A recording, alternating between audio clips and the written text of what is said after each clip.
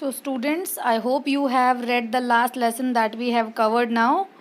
So now we are moving to a very small unit of your grammar, that is paragraph writing. It is very small topic to be covered in very few time. So paragraph writing, under paragraph writing we are going to learn what is descriptive composition. आज हम क्या पढ़ने वाले हैं? Descriptive composition. Descriptive composition क्या होती है? The word composition has been defined as a blending together of different elements like feeling, emotions, thoughts, ideas and music. So first of all we are going to learn what is a composition. Composition क्या होती है? Compositions होती हैं जब हम अपनी feelings, emotions, thought और ideas या फिर music को जब हम when we write all these things on a piece of paper, that becomes composition. जब हम अपने फीलिंग्स को, अपने इमोशंस को हम पेन से पेपर पर लिख देते हैं, when we give a shape to it, that becomes composition. In fact, composition is a work of art. It is a combination which result in a single unit or a piece. So it is a combination of what? Combination of emotion, thoughts and ideas and feelings which result in a single piece of information. Through this piece you try to convey what you know, what you felt and have learnt about the topic. तो हम composition के जरिए हम क्या convey करना चाहते हैं, जो हमें पता होता है, जो हमें फील हो रहा होता है, और what we have learnt about that topic. Okay, so this is the composition. Now we come to what is descriptive composition. Descriptive composition क्या होती है? As the word is describing, description क्या होता है? Descriptive is made up of description. Description means to describe something, किसी चीज़ को describe करना, किसी चीज़ के बारे में बताना, that is description. Okay, in descriptive composition your thought process plays an important role. अभी डिस्क्रिप्टिव कॉम्पोजिशन को लिखने के लिए आपकी थॉट प्रोसेस का रोल बहुत इंपॉर्टेंट है. Description require a very planned and sensitive approach. What is sensitive approach? That means अगर हम एक descriptive composition लिख रहे हैं, then we can't write anything like this. We have to plan our thoughts in advance कि हमें सारी information gather करनी पड़ती है. Then we pen down all the description. It is not like this कि हाँ कुछ भी लिख दिया descriptive this composition में. No, it will not be like this. You have to gather your idea and you have to use your all the five senses like smelling, hearing, taste, touch, sight. मतलब ये जो five senses हमने utilize करनी है observe करने के लिए.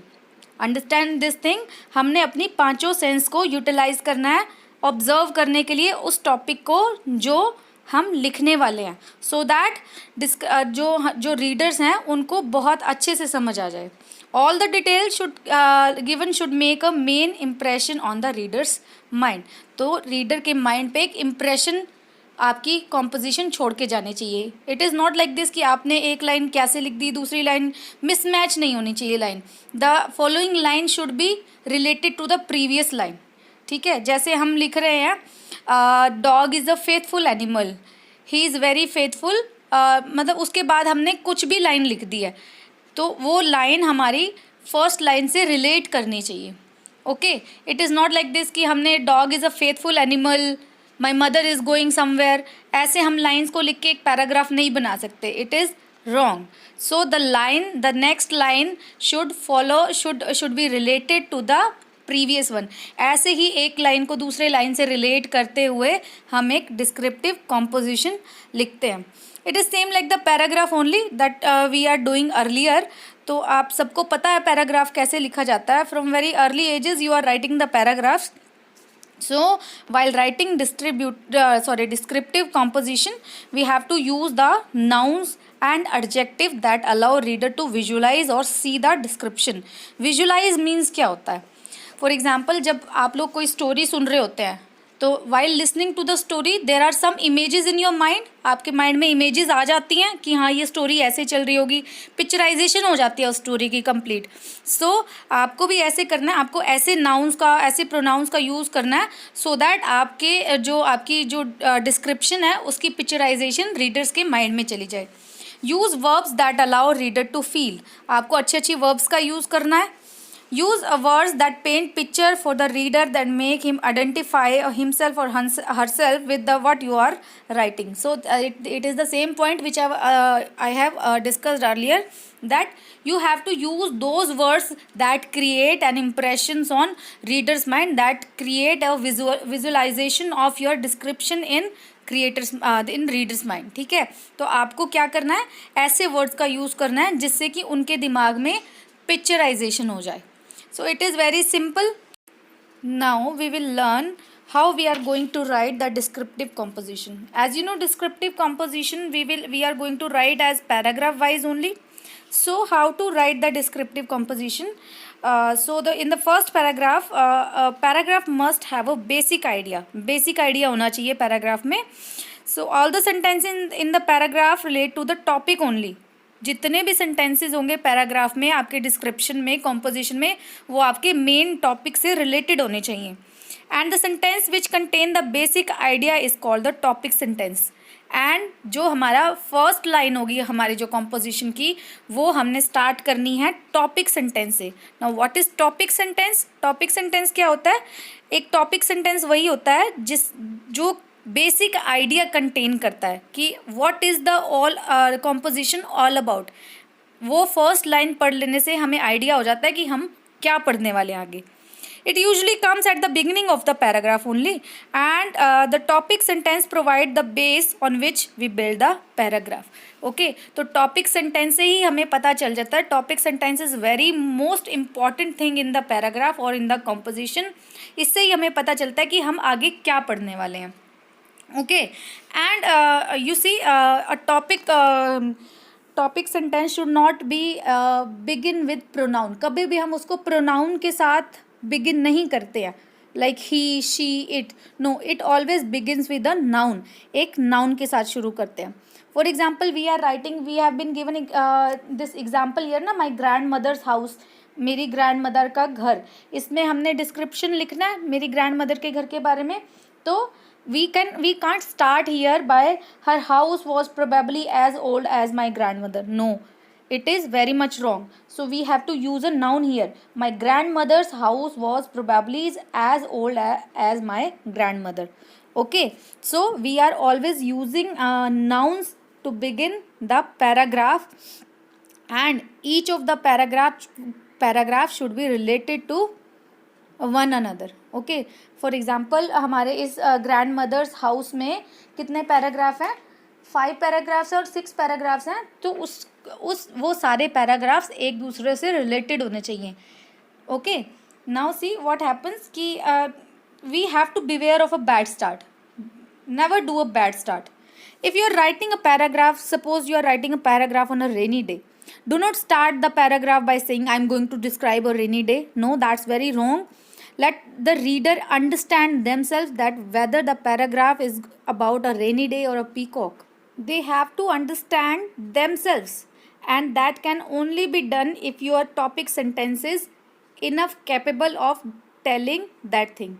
और उनको तभी समझ आएगा ये चीज़ जब आपका topic sentence, that is the main line of this paragraph, is telling them कि टॉपिक किसके बारे में होने वाला है. Okay, and the second thing is we have to avoid the repetition, because while we repeat our information it may get sometime very boring. Paragraph हमारा composition boring लगने लग जाता है बिल्कुल. To add the variety one can start the sentence in different veg. Different ways में हम start कर सकते हैं. And you should not have too many sentences describing the same thing. हमें एक चीज़ को डिस्क्राइब करने के लिए बार बार वही सेंटेंस का यूज़ नहीं करना चाहिए. दैट मीन्स हमें एक चीज़ बार बार एक्सप्लेन नहीं करनी है. Okay, it creates monotony, boringness हो जाती है इससे.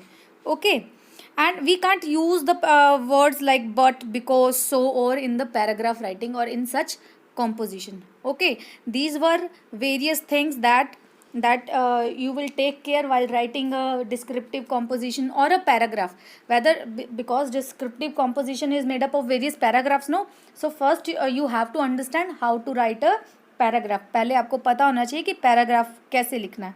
Okay, these were some points जो थे कि how to write the paragraph. Okay, Now you have been given an example, my mother's grandmother's house. You have to go through this example now, and you have to write this example in your notebook as well. See, here the writer has used all of his senses. सारी की सारी senses का use किया है example में. उसने क्या देखा, उसने क्या smell किया, उसने क्या feel किया, एंड whatsoever जितने भी वो एक्सप्लेन कर सकता था राइटर, उसने यहाँ पे एक्सप्लेन किया है. Okay, and this paragraphs are related to each other. ऐसा नहीं है कि एक पैराग्राफ किसी और के बारे में बता रहा है तो दूसरा पैराग्राफ किसी और के बारे में बता रहा है. No, the lines and the paragraphs are related to one another. Okay, so this was all about your descriptive composition. So this example you are going to write in your notebook, and that your homework is there is a question A. Now write descriptive paragraph with the help of the hints. Now you have been given the hints here. See, you have been given various hints. A busy street scene, एक busy street का scene. Hints आपको दिए हुए हैं. Use a variety of adjective. First you have to start the paragraph, the composition, by using variety of adjective, like it is very large, busy, clean, or is it dirty, or is it old, modern, safe, unsafe, noisy, crowded.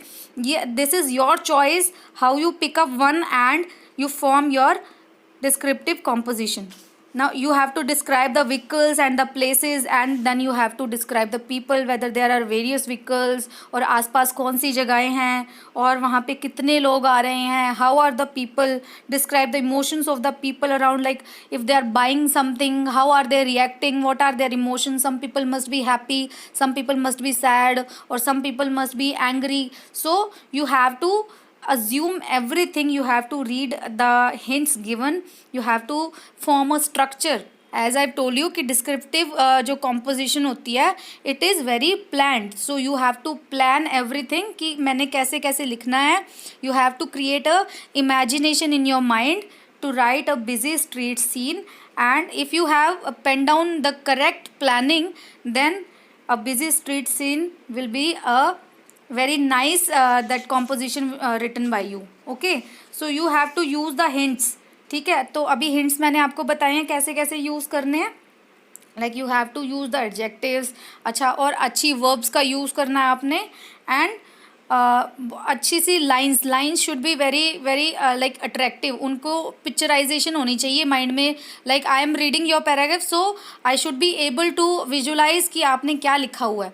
I should be able to create a picture in my mind that yes, this person has written this, कि हाँ इस colour की वहाँ पे buildings हैं, वहाँ पे इतने स्टॉल्स लगे हुए हैं, वहाँ पे किस किस चीज़ का स्टॉल है, कैसे कैसे पीपल आ रहे हैं, how they are dressed up, like how they are talking. Okay, so you have to imagine each and everything and write down this paragraph, this composition, a busy street scene, in your notebook. Okay.